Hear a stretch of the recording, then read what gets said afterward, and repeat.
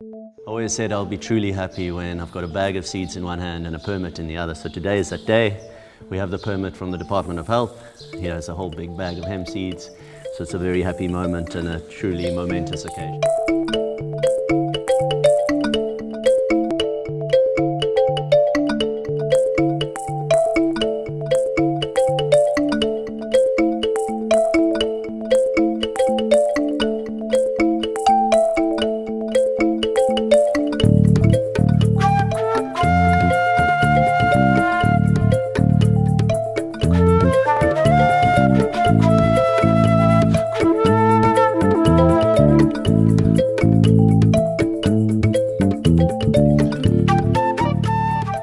This field was planted at the end of October, so it's about 10 weeks old now. As you can see, already towering over me in certain places.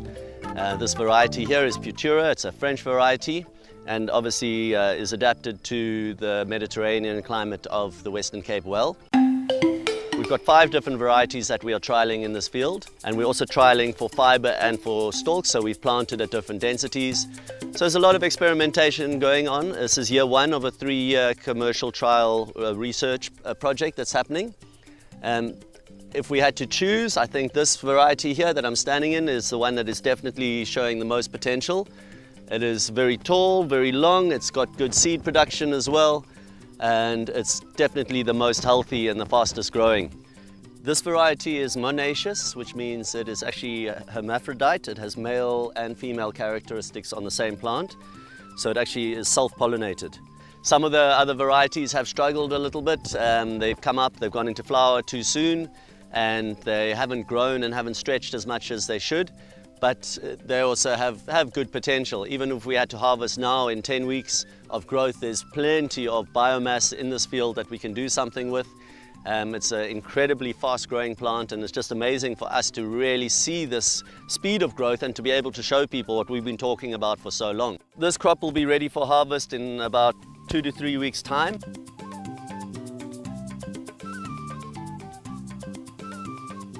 Four months since planting, it's the harvest of the fiber.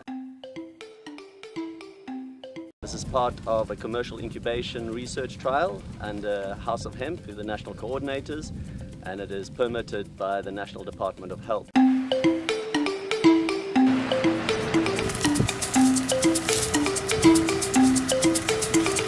Basically 3 weeks since we harvested the fiber varieties.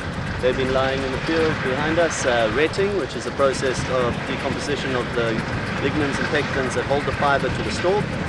So you can see now the fibers separate very easily from the stalk material. It makes it a lot easier to process into the different textiles or insulation that we're going to make out of it. And now today behind me you can see the combine harvester, which is processing the seeds or harvesting the seeds. It's our first time using a mechanical way of harvesting hemp, so it's a big learning process. We're very lucky to be farming hemp on this basis, and we feel privileged to be part of this groundbreaking initiative of getting industrial hemp growing in South Africa.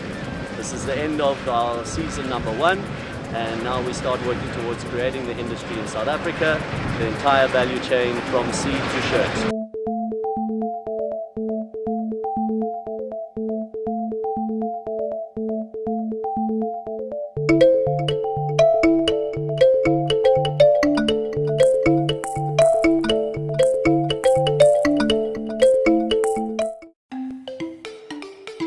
One of the stipulations around these trials for the Department of Health was to get 3 years of THC results to prove that industrial hemp is not going to have a THC value that can be used as a drug. And the 5 varieties were all tested this year, and they all came in well underneath the values that are necessary to still register it as industrial hemp. The produce from the trials for this year was sent off to the CSIR for processing, and they're busy getting the fiber off the stalk, doing the decortication process. As we said, we grew 5 different varieties, so it's not uniform. We're still learning, they're still learning. The aim wasn't for this trial to produce a lot of hemp. It was more identifying the right varieties and getting the farmers to understand a little bit more about growing for commercial purposes, not just for agronomy or agronomical research. Right now, the second year is a little bit more about getting maximum yield, getting the harvesting correct and producing as much hemp as we can of 2 hectares. Obviously for us, one of the challenges is creating a commercial viability study on 2 hectares. It's very difficult. Industrial hemp is an economies of scale crop. We need to be growing a lot more to actually show the economic viability, but it's a good start and we're very grateful to have this start. We need to now create the demand, justify why we need to grow more to the government, look for partners and look for people who can be using industrial hemp within a South African context, get that demand growing, and then we can justify why we want to grow 10,000 hectares. We're very thankful to be the first commercial farmer to be part of the National Hemp Foundation's trial. There's still a lot of work that needs to be done, but hopefully once we complete this 3-year trial, things can really move forward after that. I think it should still be driven initially by the commercial farmers. As with any new crop, it is very capital intensive, and people will spend what is called in farming circles school geld, is when you pay money for developing something new. We know our government has been in contact with Australian and Canadian authorities around the permitting, and it's very simple. It is being done internationally. There are protocols that we can follow that we'd like to see. Obviously the challenges in South Africa is you're on a community farming level, on an emerging farming basis.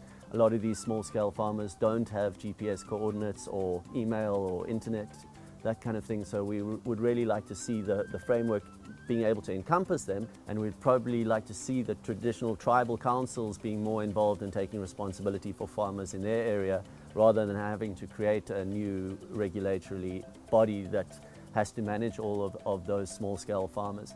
But this is something that we will develop into, and as Duncan said, move on the commercial level first, get it right, get the implements right, get the processing right, and then we can do the technology transfer from there. We have to develop the whole value chain and create an industry that currently doesn't exist. Very exciting, but very challenging, and we're also looking at bringing in partners to do this on a cooperative level, where we know as Emporium, or as even the few companies that currently exist in hemp in South Africa, we can't possibly all do all the farming, all the processing, all the manufacturing and all the marketing. So there will be so much more space for more people to come on board on a cooperative basis. We'd really like to see it move into a new business paradigm of cooperation and not strictly competition, and really see hemp change the way we create jobs, build houses and feed people in this country. We're quite isolated, so we're really looking internationally to identify international partners as well. We're a few years behind some of the other countries like Canada, Australia and countries in the EU. So we're really looking to get technology transferred, to work with people so we don't have to go through the same challenges and make the same mistakes, and we can get to a point where we get sustainable as an industry very quickly. We don't want the situation where we take years and years now of more research. We know that it can be done, we've seen it succeeding, and now it's just the challenge is to implement it in South Africa and make this next period of commercial incubation go really quickly.